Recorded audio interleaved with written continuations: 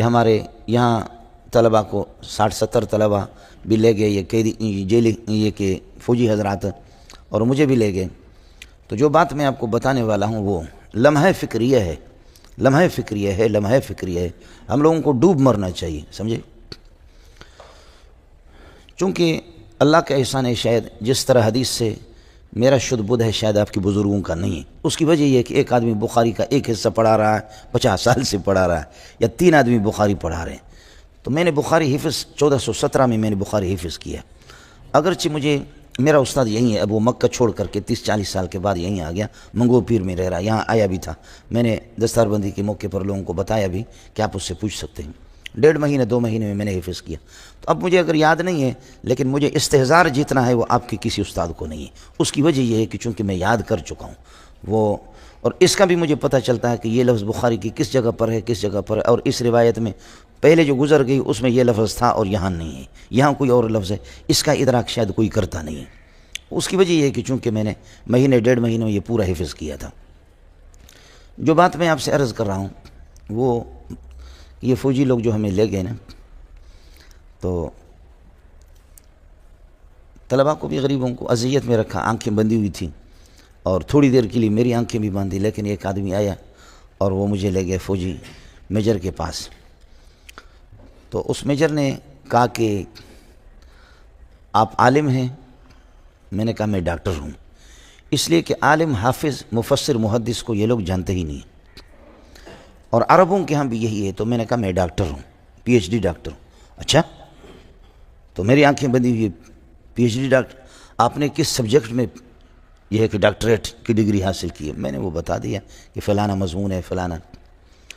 پھر کہنے لگے کہ آپ مدرسے میں کیا سبجیکٹ پڑھاتے ہیں؟ میں نے کہا میں ڈاکٹر بھی ہوں، حافظ بھی ہوں، عالم بھی ہوں، مفتی بھی ہوں، سمجھے. تو آپ کیا سبجیکٹ پڑھاتے ہیں؟ میں نے کہا صرف نحو، منطق، بلاغت، فقہ، اصول فقہ، حدیث، اصول حدیث، تفسیر، اصول تفسیر، یہ سب میں پڑھا چکا ہوں، پڑھاتا ہوں. کہ یہ سب پڑھا رہے ہیں؟ میں نے کہا میں سب پڑھا چکا ہوں، اور میرے لیے کوئی نہیں ہے، 10 15 سبق میں پڑھا چکا ہوں. تو اس نے یہ کہا کہ اپنے فوجی سے کہ اس کی آنکھیں کھولو. انہوں نے میری آنکھیں کھولی. تو انہوں نے کہا کہ مولانا ہمارا اصول نہیں ہے کہ کسی کے آنکھیں کھولنا، لیکن یہ کہ ہم نے جو رپورٹ معلوم کی ہے، آپ لوگوں کی کوئی رپورٹ نہیں ہے اور کچھ بھی نہیں ہے. یہ جو رپورٹر ہیں ہمارے، انہوں نے بہت غلط ہمیں گائیڈ کیا ہے.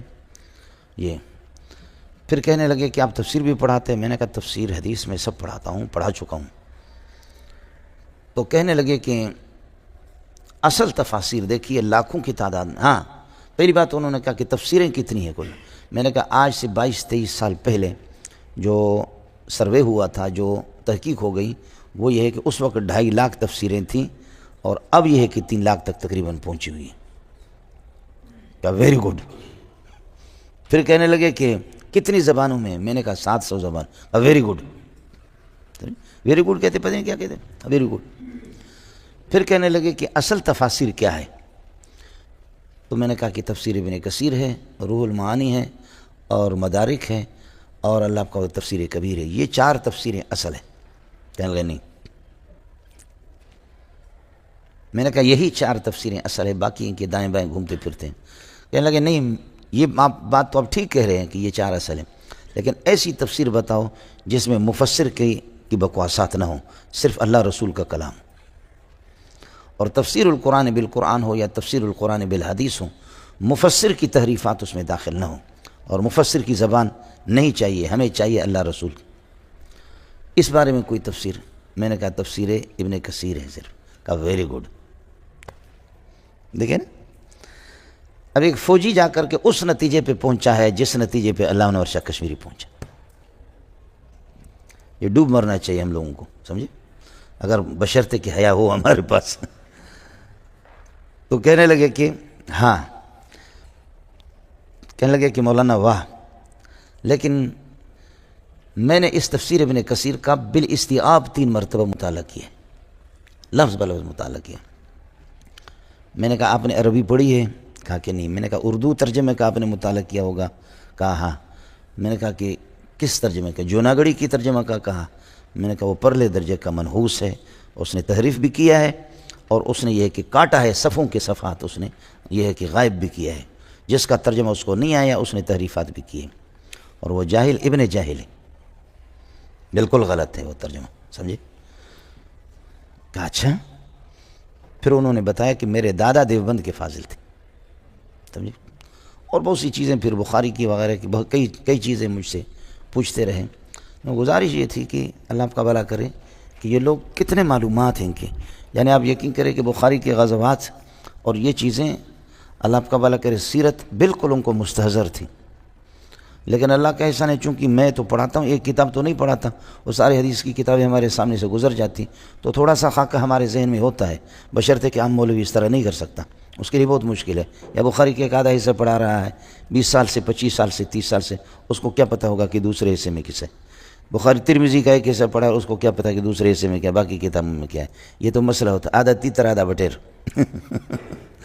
آدھا تیتر آدھا بٹیر، زندگیاں ان کی اسی پر بھی ہے کہ گزر گئی، وہ تو رہیں گے بھی اسی طریقے پر۔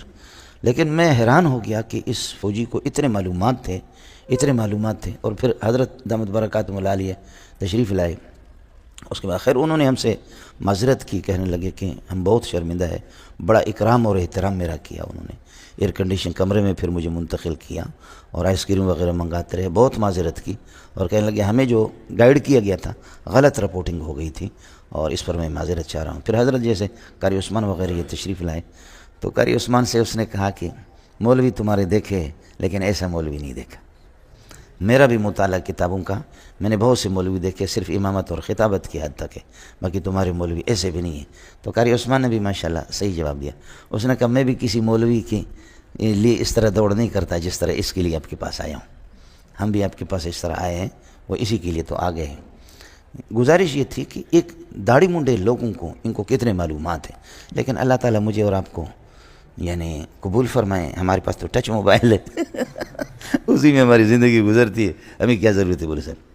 حضرت اقدس کا میں نے عرض کیا کہ مغنی ابن قدامہ علامہ انور شاہ کشمیری فرمایا کہ متاخرین فقہا حدیث سے ناواقف ہیں، یہ آدمی فقیہ بھی ہے، یہ آدمی محدث بھی ہے۔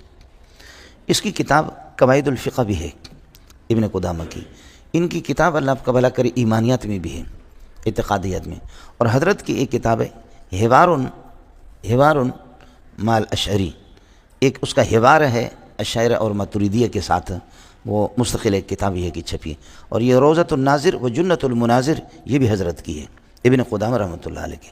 تو یہ حضرات اس قسم کی تقسیم ہی بھی نہیں کرتے، متقدمین کہتے بس یسمع کلام اللہ سبحانہ و تعالی، اور جیسے کہ فرشتوں نے بھی سنا براہ راست، اور اللہ قیامت کے دن یہ ہے کہ تلاوت فرمائیں گے، ہم سب سنیں گے، سمجھے؟ انشاءاللہ سو میں